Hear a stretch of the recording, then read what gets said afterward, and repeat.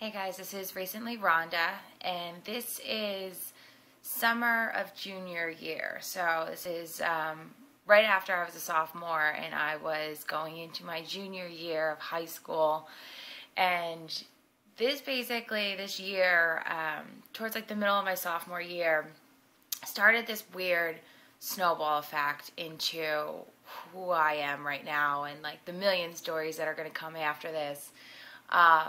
I was completely out of control. Completely out of fucking control. It was something where I used to be like super nice and stuff when I was a kid. Like I used to get walked on all the time. I was just such a pushover, which the person you see today is not even close to that. So I don't know what happened. I flipped a switch one day and all of a sudden went from being the nicest person people have ever met. Like I would do anything for anyone. I'd give them the shirt off my back, which for most part I still will for most people, but people that abuse it now can go fuck themselves. So this year is kind of what started it, and I decided to break up junior year into just telling you about the summer, and then kind of there's more stories, most of which are not good.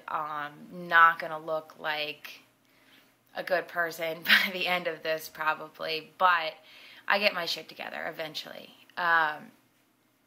So this I just happened to turn 15 or whatever. I worked at Burger King. I was like the only one of my friends that even had a job.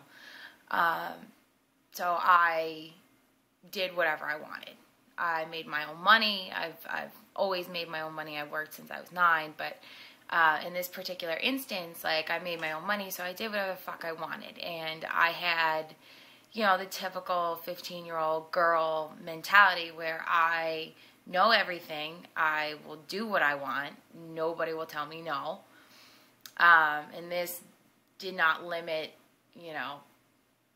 it included but not limited to drinking, drugs, breaking some laws, not coming home, sneaking out of my house. You catch the drift. I was not a good kid. Needless to say, I didn't give a shit about school, my grades or whatever. I did go to school. I did go to school every day because that was my time to socialize with my friends. Like, I did more socializing than I think anyone in high school does.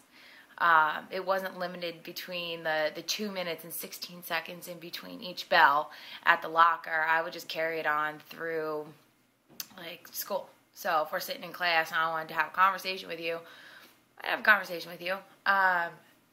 Most of the time I would show up to school in some sort of altered state from staying out all night, or I decided to do whatever before I got to school. I was just in complete and utter party mode. And this whole, me having a job thing interfered with my partying. So I lost my job. Not lost it, I quit. And summer came around, and I lived with my dad at the time, and my mom lived with my grandparents. So my dad was pretty much sick of my shit, and you will soon find out why. He didn't know I snuck out as much as I did, so that isn't as bad, but he was definitely sick of it, and he told me that I needed to go up and live with my grandparents for the summer because he couldn't deal with me anymore. And before I go into like the rest of the story or whatever, I just want to explain kind of the dynamic between me and my grandparents, because it's going to sound kind of shitty what I'm about to say. But I absolutely love my grandparents, like wholeheartedly. They're my number one. I talk to them on a weekly basis. Always love my grandparents. So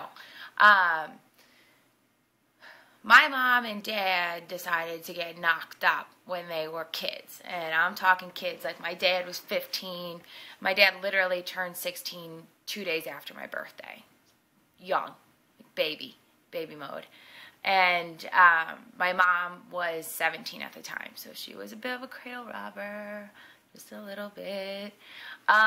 Anyways, my dad got into some trouble. I got locked up for a little bit because he had set on fire an abandoned building that was like kind of adjacent to our house at the time, and I don't know if him and his friends set it on fire and he took the blame, or if he was just whatever, maybe he was on drugs or something, which I'm sure was the case because it was the 80s and everyone did drugs.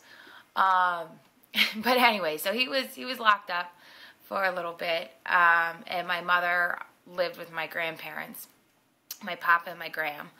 And a strange twist to the story, my mom actually got pregnant at the same time my grandmother was pregnant with my aunt. So me and my aunt grew up together, like kind of like the similar age as sisters, because her and I are only 8 months apart, which is kind of weird. And I grew up actually with my grandparents. I from my recollection and my memory, I lived with them the majority of my life.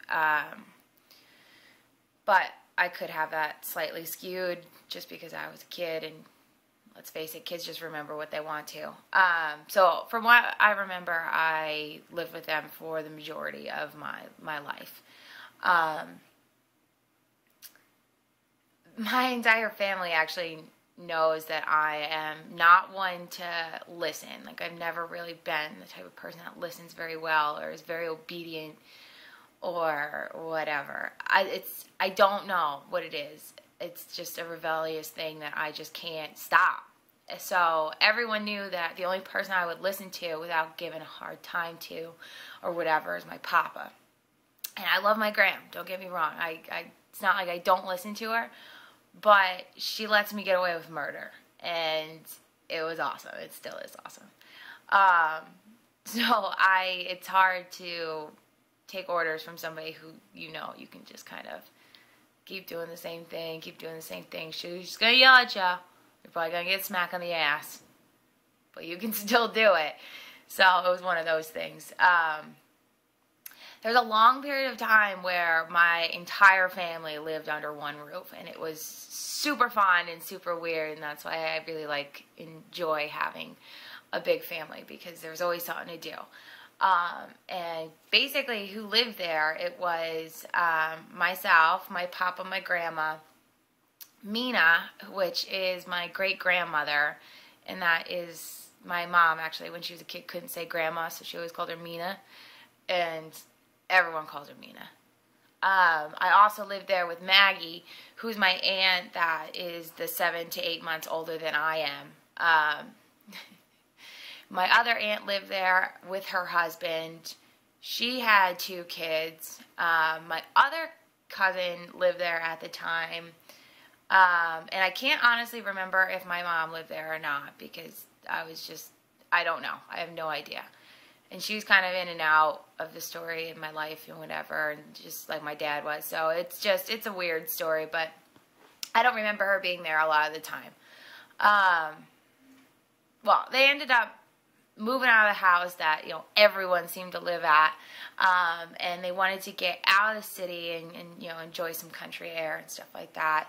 And I was about 9 or 10 at the time. And this is when my parents, they didn't live together anymore. My dad and my mom just didn't work out or whatever, which so many families don't work out, which is fine. So there came a time where they wanted to move. My mom moved with my grandparents. I wanted to stay where I went to school and stuff like that. So they moved out to the country, which is about 45 minutes away from my school and my friends and stuff like that.